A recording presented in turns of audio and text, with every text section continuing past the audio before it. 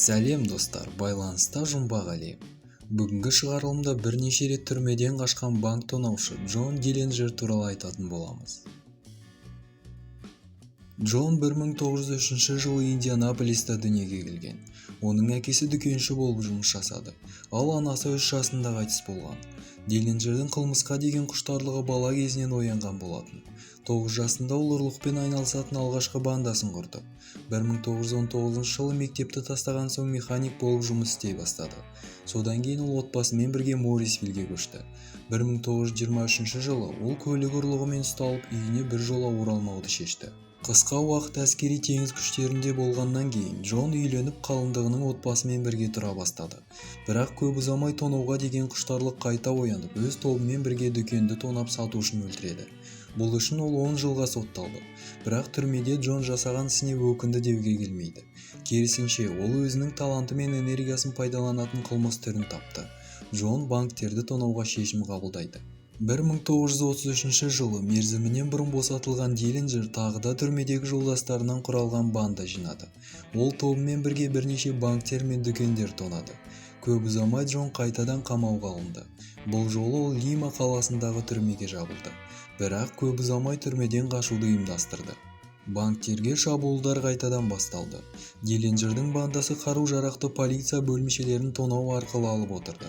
Бірде банда тұрған қонақ үйде өрт басталып, оқиға орнына келген өрт сөндіруші Диллинджерді танып қояды. Көп ұзамай Джон ұсталып қамауға алынды. Айта кетсек, Америка сол кезде қиын кезеңдерді бастан өткеріп жатқан болатын. Кедей адамдар үшін Джон Диллинджер байларды тонап, әділеттік үшін күрескер болып көрінді. Бұл жолы Диллинджер тағы да түрмеден қашуды жүзеге асырды. Ол күзетшіге пистолет кезеп кепілге алып, түрмеден шығып кетеді. Бірақ та ол жолдастарын құтқара алмады. Осы сәттен бастап маңызды қылмыскерді іздеумен ФБР айналысатын болды. Диллинджер тонау кезінде банк қызметкерлерін кепілге алып, банк тонауын ары қарай жалғастырды. Джон мен полиция қызметкерлерінің күресі ұзаққа созылды. Банк тонаудағы атыстан жарақаттан кейін Джон әкесінің үйіне Моррисвиллге барды.